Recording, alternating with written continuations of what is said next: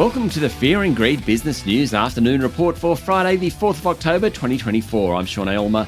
Every afternoon, we've got the 5 stories that happened today that you need to know about. Story number 1, the S&P ASX 200 closed down 0.7% today to 8,150 points, ending a 3-week winning streak.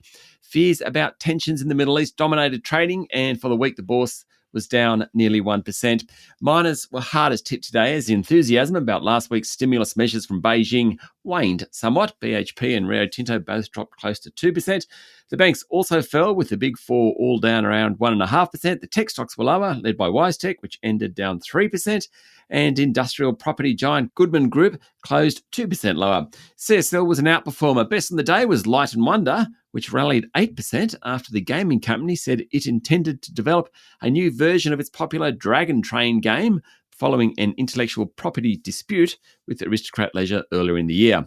Story number 2, oil prices have been reasonably low in recent months, and we've all appreciated that at the petrol bowser, but the region provides about 1/3 of the world's oil, and prices are rising again. The most recent spike today followed US President Joe Biden commenting almost casually that the US and Israel had discussed striking Iranian oil fields.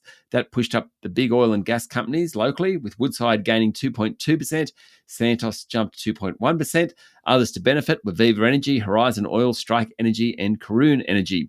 Story number 3, related to the earlier story, a series of huge explosions rocked densely populated neighbourhoods south of Beirut overnight as Israel kept up its bombing campaign aimed at Hezbollah leaders and weapons stores.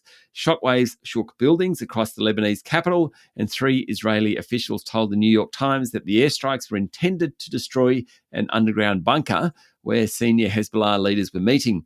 The explosions came shortly after an Israeli warplane carried out an airstrike in the Israeli-occupied West Bank, in which Palestinian health officials said at least 18 people were killed. Israel said it had killed a Hamas commander.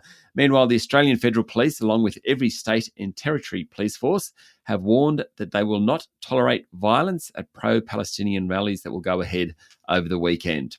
Story number 4, Elon Musk and his company X Corp must comply with a transparency notice issued by the country's online safety watchdog. The federal court has ruled X unsuccessfully challenged the validity of the notice and a $610,000 fine associated with it.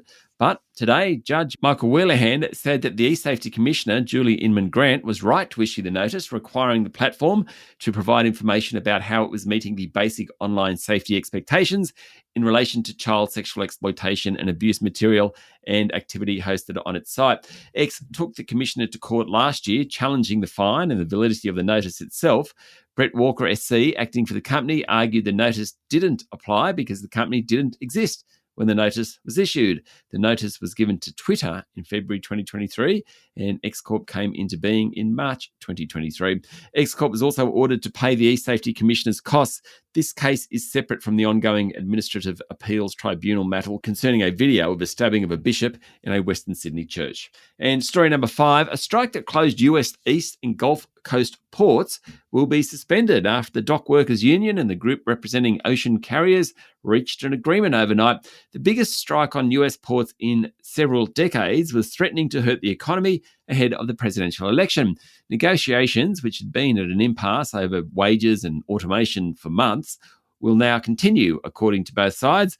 The work stoppage had threatened to upend the US economy by snarling global supply chains and halting imports of fresh foods, pharmaceuticals, and other consumer goods, according to a report in the Financial Times. JP Morgan analysts estimated it could cost the US economy as much as $4.5 billion a day. The 3 dozen affected ports span from Maine to Texas and together handle 1/4 of the country's annual international trade, worth $3 trillion.